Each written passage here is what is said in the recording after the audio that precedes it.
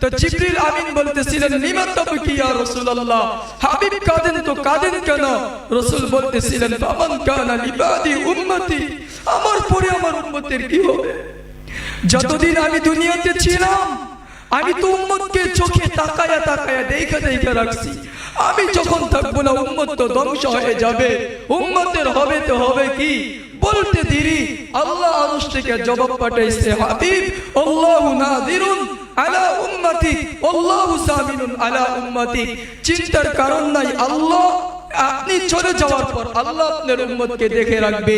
তখন রাসূল বলতেছিলেন তখন আল্লাহর রাসূল বলতেছিলেন ইদান বির রফিকিল আলা, হ্যাঁ এখন আমাকে নিয়ে চলতে পারো। এরপরে রাসূল ইন্তিকাল করছেন। আবার যখন কবর থেকে উঠবে, জালালউদ্দিন সুয়ুতী রাহমাতুল্লাহ আলাইহি বলেন আল্লাহ রাসূল ইয়াকুল ওয়াইয়াবকি, রাসূল কবর থেকে উঠবেন, দিলে থাকবে ব্যথা, চোখে থাকবে পানি, মুখে থাকবে কান্নার আওয়াজ। জিবরিল জিজ্ঞেস করবেন লিমা তাবকি ইয়া হাবিবার রহমান, আল্লাহর বন্ধু কাঁদেন কেন এখানে? আল্লাহর রাসূল বলবেন আইনা উম্মতি উম্মতি উম্মতি। জিবরিল তুমি একা কেন?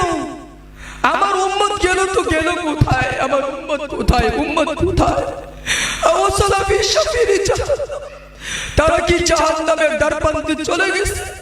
এই কথা বলতে দেরি জিবরিল আমিন বলবে বিইজ্জাতিল্লাহ ওয়া জালালি মাকানি, আল্লাহর ইজ্জত জালালাত সুউচ্চ মর্যাদার কসম করে বল মান শাক্কাল আরদু আহাদুন ইল্লা আনতা, হাবিব কোন মানুষ আপনি ছাড়া কবর থেকে। এরপরে আল্লাহর রাসূলকে হাসরের ময়দানে নিয়ে যাওয়া হবে। আল্লাহ হাবিব আমার পাশে মাকামে মাহমুদে বসেন। আল্লাহর রাসূল বলবেন মালিক আমি বসবো না। বলবেন আপনি সন্তুষ্ট না? রাসূল বলবেন সন্তুষ্ট, বিদায় তো হাত রাখলাম।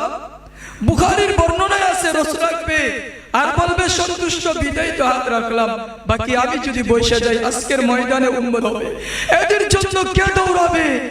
মেরে দোস্ত আজ আমরা বুঝি, মেরে দোস্ত আজ আমাদের দিলে রাসূলের জন্য মায়া নাই। রাসূল বলতেছিলেন কে দৌড়াবে, কে জন্য কাঁদবে?